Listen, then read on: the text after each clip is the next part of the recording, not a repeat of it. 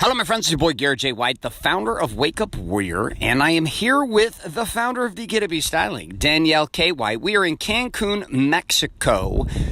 And so for the first time, we are coming to you here in the Date Your Wife podcast, not from our studio. We're actually coming to you from I'll let my wife describe where we're coming from. Where are we coming from today? We are actually sitting on I don't know what this is, a bridge, and looking down at It's a pier. A pier. A small pier. And we're looking down at crystal clear water and doing tricks and having fun. Doing tricks. That should be the title of our show. Today's topic is, I'll let Garrett introduce it because it is his favorite. Sex. And I like your topic title, which is doing tricks and having fun. Yeah, I think you can't take the fun. You can't have forced fun. But you can't take the fun out of sex, and in order to have fun, you must have tricks. Is this what you're saying? You were like, you can't take the force out of fun. Oh, I was doing a Warrior on Fire podcast with Brotherhood earlier today, and I was saying you can't force fun, or you can't force the function, or you lose the fun. That's what I was saying. You can't force that. You can't force the function, or you will lose the fun. It will completely apply in sex. Yeah. So give us a little rundown, because we're here in Cancun, Mexico. Where are we at? What's the resort that we are at? Say it again. Nizuk. And what are your thoughts about this? Give them a rundown on the Cancun adventure, because part of the game of being married is taking trips. Give them the Cancun trip advisory game here on your part. We've stayed at three places here. I think that Cancun's kind of fun for us because it was actually one of our first bigger trips we took only about 3-4 years ago. And for us, we just didn't have a lot of money or time to travel. And so it was probably about 4 years ago, and we took our first trip to Cancun, and it just ever since then, it just seems so much fun. And Garrett speaks Spanish. I do not. I know a few dirty words, but apparently those are not appropriate.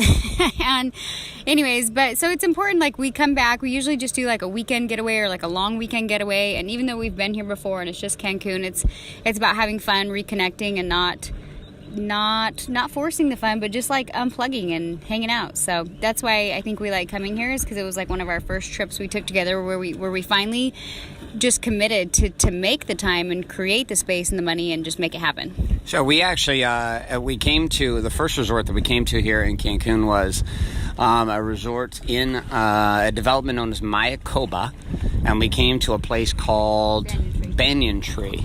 And this was life-altering. This was actually a great sexual revolution for us during that trip. Would you agree? Yeah, I think yeah. Do you remember this trip sexually? Because that's the topic for today. Today is sexual. I don't remember. Sexuality. It's sex today, because we talked about communication last week. But we had taken trips together as a family with our kids. But when you have two little kids, sex gets a little rough, especially on vacation. Because even if you're in a suite, rough in the sense it doesn't happen, not rough in the sense that it's happening rough.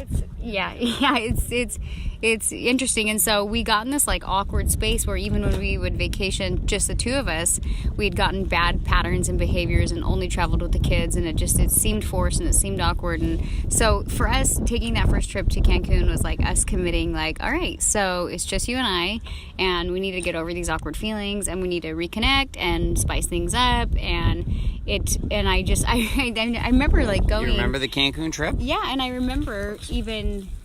Nope, keep going. We're good. I remember even thinking, I know this sounds weird, but one of our goals was okay, we're gonna have sex every night at least, because we'd go on trips and it was we'd go on a week-long vacation, we'd have sex once or twice, and we're together all the time. And I think that creates. Why do you think that was happening? In our vacation? Well, no, I just think, I said, we got in patterns and behaviors. But honestly, if you have little kids, and I don't care if you have two separate rooms or a suite, it's there's not enough space, and you're not in your regular routine, that it's just difficult. It was difficult. I'm not going to disagree with you. It was very difficult, and it was difficult for us to have the space inside of vacation to create it. We had gone to war. One of the reasons why we didn't, I'm going to speak for myself. One of the reasons why I did not like going on vacation was not because I didn't enjoy going to the place we were going to, and it wasn't because I didn't enjoy spending time with my wife. But yeah, there were two things. It was routine, but there was also a bigger thing, and the bigger thing was this. The awkwardness. I didn't want, here, say this because you're saying it. So I feel like you didn't want to go on vacation, A, because it was hard for you to take time away from work, and B, you didn't want to like face the awkwardness. And so I think The awkwardness of like having to be present, and I just think there was a lot of like awkward pressure maybe. It was awkward pressure because you I know was what like, is so oh, funny is you know what is people- crazy though? Because I was on vacation. Like, for example, right now we've been in Cancun. We got here Thursday night, Friday night, Saturday night, and it's Sunday, and we're going to leave tonight. And so we had 3 nights and 4 days together. And inside of that, like when you are a man, part of what ends up happening to you is you look at your wife in a beautiful bikini all day long, like I'm looking at you right this exact minute. And it's not like I'm thinking to myself, man, this is an amazing mother of my children. I'm thinking, I want to fuck. I'm thinking I want to have sex. I'm thinking I want to connect. Like, these are thoughts that are happening for me on vacation, but it was a very awkward conversation for me to even introduce on vacation, so I didn't even know how to do it. So vacation, I kind of screwed up a lot of vacations. Would you agree with this? Yeah, I just feel like there was that awkward tension, and then it like almost repelled me in a way, and I was like, here's this powerful guy, and yet why does this seem so forced and so awkward? And it was constantly this game. So for a decade, we didn't go on vacation very often. When we did go on vacation, it was a shit show. Like, I was upset, angry. I would either work Like, or study. ruin the vacation. Then I was we like, get in fights all the time. Like, I'd get in fights with Danielle about sex. Well, we get in what- fights. What is our main like topic of this show? Because I know we discussed it before. We're building to that right now. We're building to the topic of today's show. Right, we have another 20 minutes or so to be able to outline this entire topic. So we're sitting in here at Cancun, and we've had great sex this trip. Would you agree we've had great sex this trip? Yeah, it's like having date night every night. And is there any weird energy? Only when I'm drinking too much. Yeah, well, that was last night. Last night you had a little too much to drink, and then what ended up happening? Oh man, I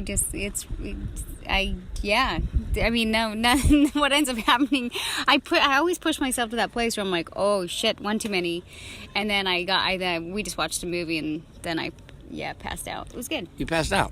And you know, the thing is crazy is, like, in the past, like, I would be super upset about this, right? I would be super upset about the fact that we kind of sick. Though. That's not me. Like, Danielle like does that, and that's not my game.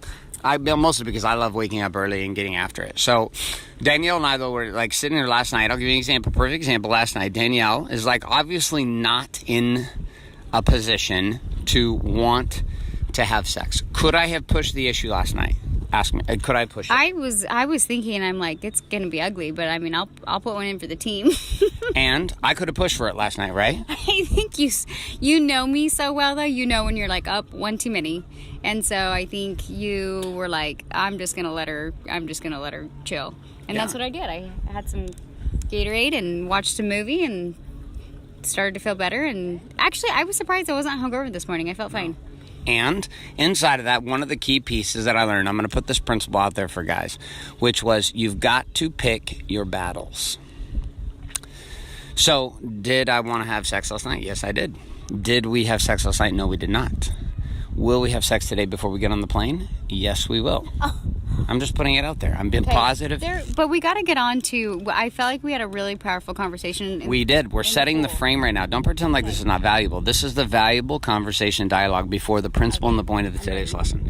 Okay, so my point being for me is I have to, like, you've got to pick your battles. And for me, I had last night, it was just a situation like, hey, we're on vacation. We had a great day. We had an amazing time. We had tons of fun. My wife went and did some stuff during the day that she didn't want to do, which was watch me do flyboards and some other things. And then we came back and we had a great night. And I was like, dude, listen, I'm totally satisfied sexually. So I'm okay with just like being like, okay, no problem. We're going to chill out. But you know what was the challenge, Danielle? Was like when I was not in that place. When it'd be like 5 days, 6 days, or we'd be on vacation. It'd be like day number 4 and we still hadn't sex. Day number 5 and we still hadn't sex. And I'm sitting here going, dude, I can't fucking do this anymore. So I think part of this was my ability to... But that's why it's important to have trips, I think, just as a couple. Like, that you can have family trips and that kind of thing. But we try to, like, sneak away and just have, like, little weekend getaways, too. And I think that's it's like filling up your bucket, I guess you could say. Like you feel like if you have like a crazy work week or a crazy work month or whatever, like having that time and space to reconnect, even if it's only a quick trip to Cancun or wherever, it can like refuel your relationship. And it's when that doesn't happen that things get, it's scary when the awkwardness goes away. Like I bet, like I would say there's this place where like in the wrong direction though, where the awkwardness goes to apathy. Yeah, and it's like that's when I feel like you're in trouble, when you're both kind of still aware of what's going on and you don't give a shit. But yeah, you can cross into that place where you're like, I can hang out with you and I don't care if we have sex anymore. And I feel like that's a more scary place too, because that gets you to be like, why are we in this relationship, you know? Exactly. This becomes the doorway to apathy. Which is why you can hear couples, like we'll sit and talk with couples, and I'll talk with individuals, and particularly like men. Not having a good vacation, but they're not having sex and they don't care, and then you're like, you're just like, well, why? I don't know. It's just interesting. It's like an interesting space to be in, I would say. There are guys we know inside a Warrior who go on vacations with their wife, and they will travel the entire vacation, like 5, 6, 7 days, and not have sex the entire vacation, and it's just those two. It's like they have fun and they maybe respect their wife, but does that mean like they don't care? Because guys, I feel like you need that connection. So where does that go to later? That's my only question. Like they can say, no, I have respect for my wife, I still want to be married to her, we didn't have sex, it's not a big deal, but where does that, men need sex, so like where does that trickle over later in the relationship is where the problem is, I believe. There's only two choices from that place. One, a guy completely shuts down, which is possible. There are guys who completely shut down sexually and who have literally cut their own sex drive off, shut it down, and locked it away. They don't. Like literally, but the part that the women don't understand is that lack of sexual energy affects everything. Yeah. Productivity in business, it affects the parenting side as a father. Like men will just become sedated dogs.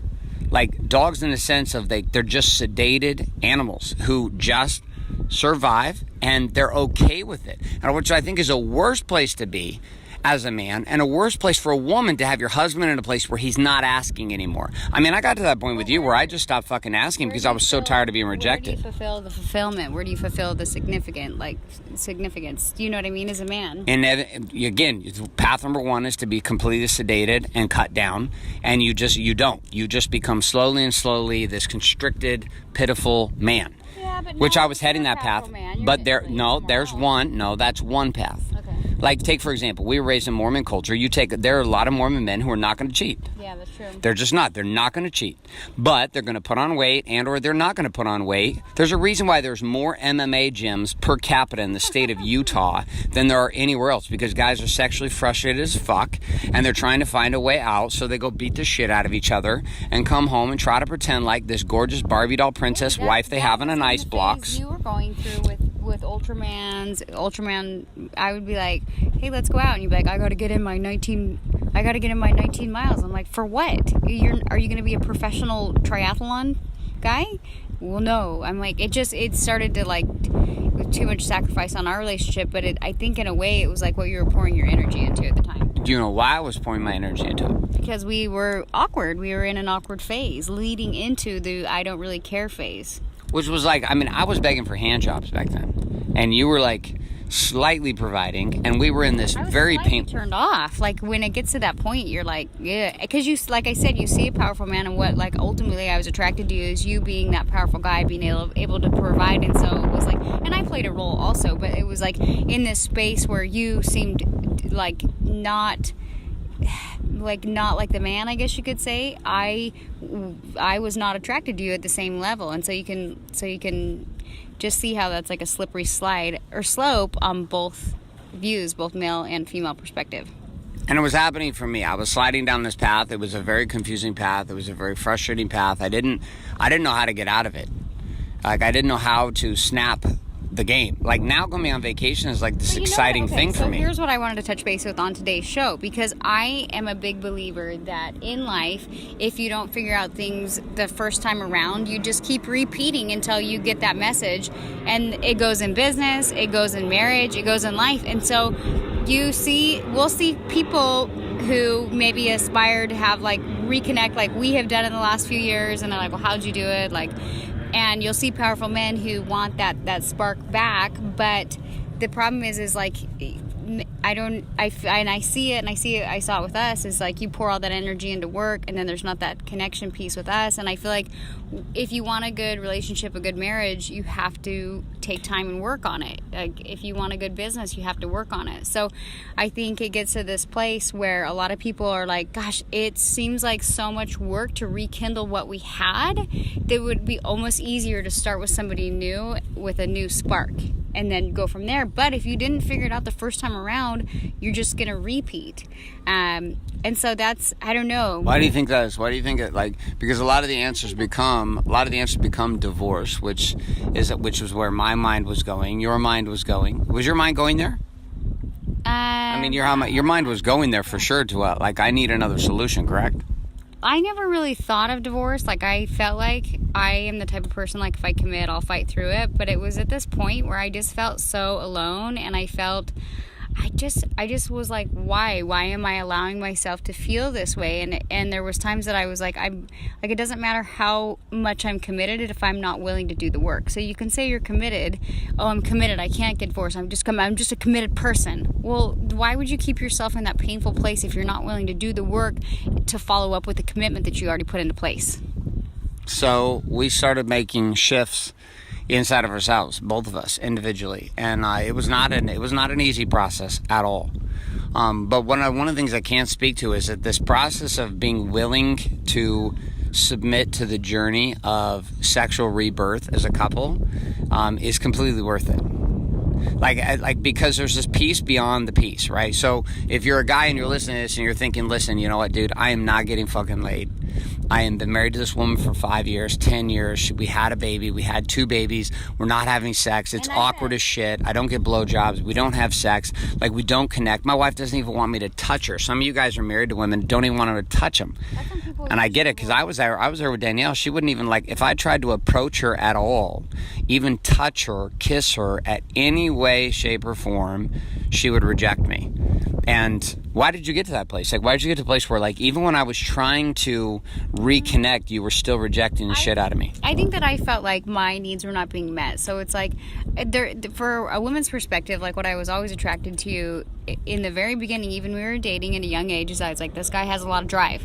He's going to be successful at whatever he does. And that's what I was attracted to, was your drive. And so when I got to this place where you were working, which is ultimately what I was attracted to, but at the same time, my needs were not being met with time. And I think in the beginning, when you're courting somebody, when you're dating somebody, even if you're that guy that's got a lot of ambition, hardworking, whatnot, and I think that you still take time to court or date or put in that time and attention, and something happens when you get married that you just get all serious and you put that aside, and all of a sudden you're just work and no play and no dating, and you're just, and then as a guy, how I was experiencing is you were working your ass off and then you were coming home and just wanting to get laid, and I was like, we haven't gone on a date. I feel like if anything, I'm coming in and supporting you in your events. I mean, this was back in the mortgage days, and I just to be like desperate for time, I'd come and like sit and watch you speak. And then I'd sit and watch you speak, and then I'd watch a bunch of other fans and women and men come up and talk to you while I sat on the wayside, and I was like, what the fuck, let's get out of here.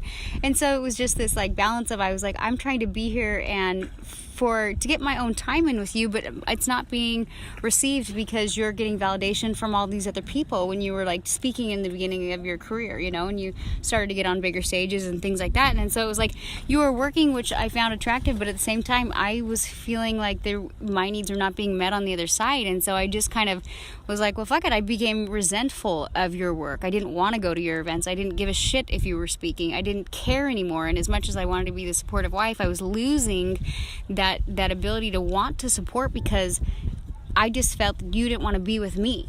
And it was just because you were getting so much, I felt like you were getting more significance from other people that you were working with. And so that was a hard place to be in. And I think that's ultimately what I was attracted to. Slowly the courting and the dating and the having fun together started to slowly go down.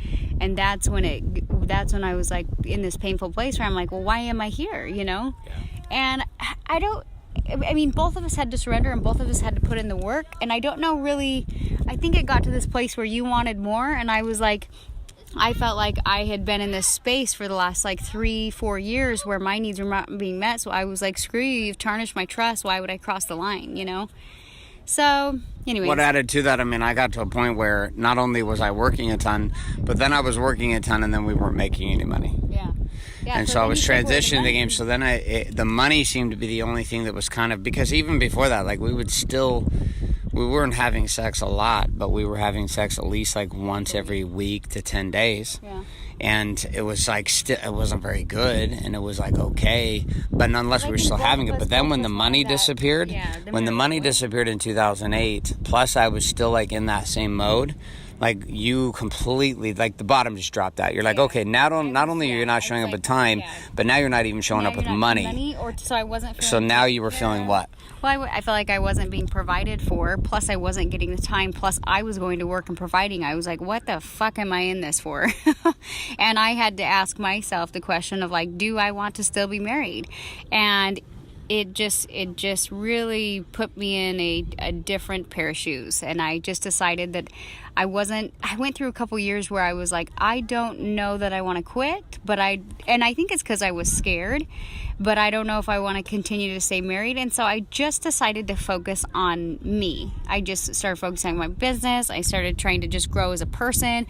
And then in that space, I think that you started to work on yourself. And then it was like we were both getting our mojo back. I don't know what you want to call it, but we were both just in this powerful space where we were like, we're together because we're choosing, not because we're comfortable. Like we're in it together because we want to put in the work with one another, not because we have to put in the work together.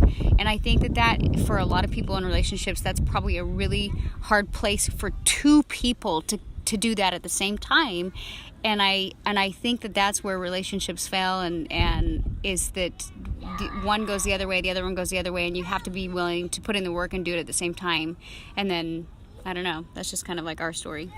So there's a whole foundation of this when it comes to the topic of sex, which is a very interesting one, is that because the key I've come back to on this over and over again is the fact that when there is not trust, I mean, two people can have sex and there's not trust.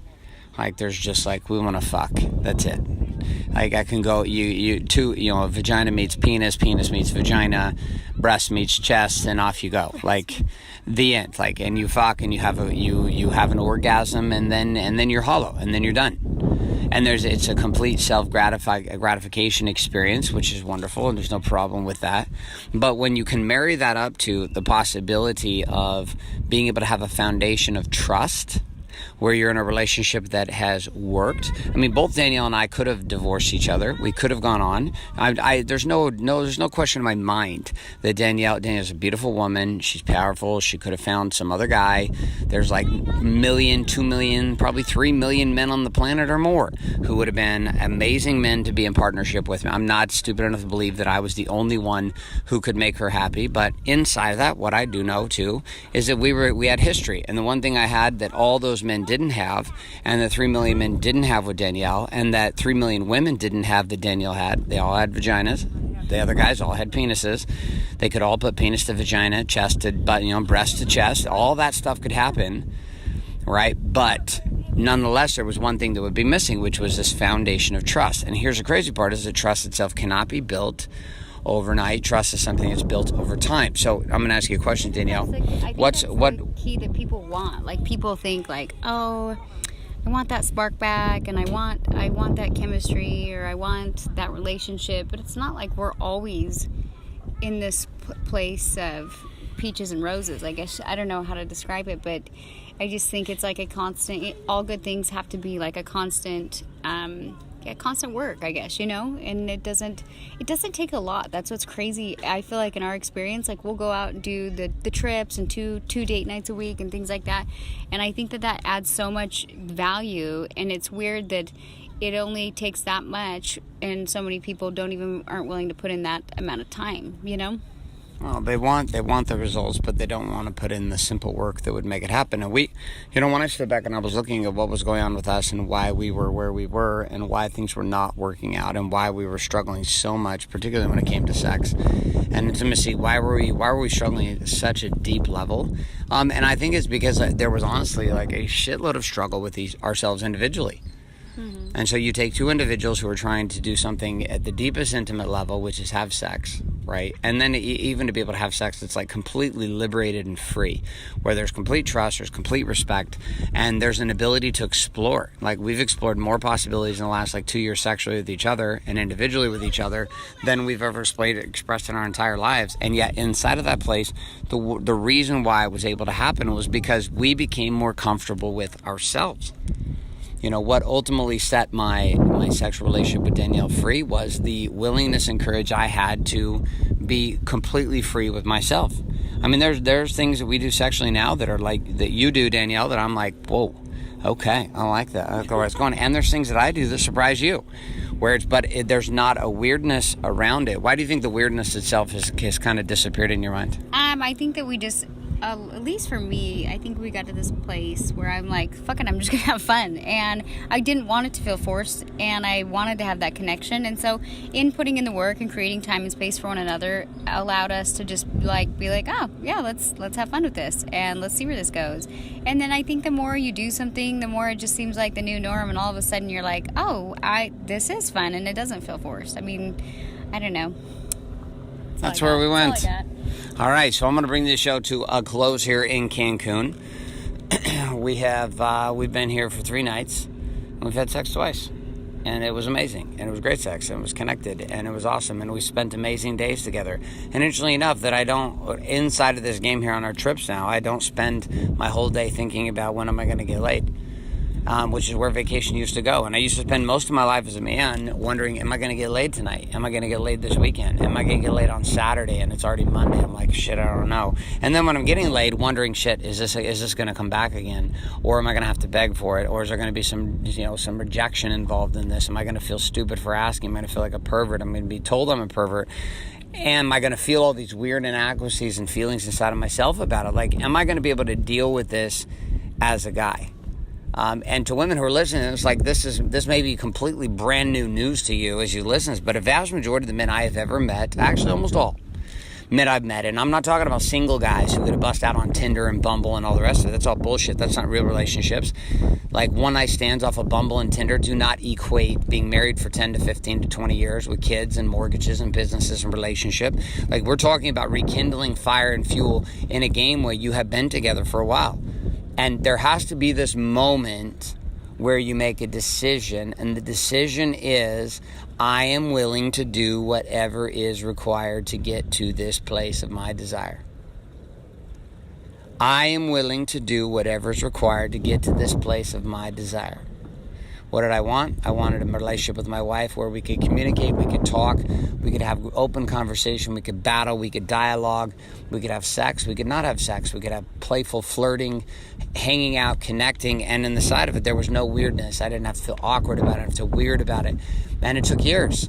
It didn't take months. It didn't take weeks. It took years of working this out. And this is why organizations like Wake Up Warrior exist, and why our brotherhood of thousands of men right now that you can learn more about by heading to warriorbook.com and participating in the 30-day King's Kit Challenge with us for $100. We're going to send you the Be the Man book, the Warrior book. We're going to give you an opportunity to get the Warrior map. We're going to have you part of a 30-day experience with a couple thousand other men that start with us on the first of every single month, and give you a chance to really dive in as a man and say, okay, cool. The first step to me launching sexual revolution in my marriage is to be able to be in a place of launching intensity and connection with myself. Like dealing with my own bullshit, dealing with my own lies, dealing with my own stories, and inside of dealing with all of that, being able to set myself on a trajectory to ultimately create the kind of conditions that would set my marriage and my relationship sexually free.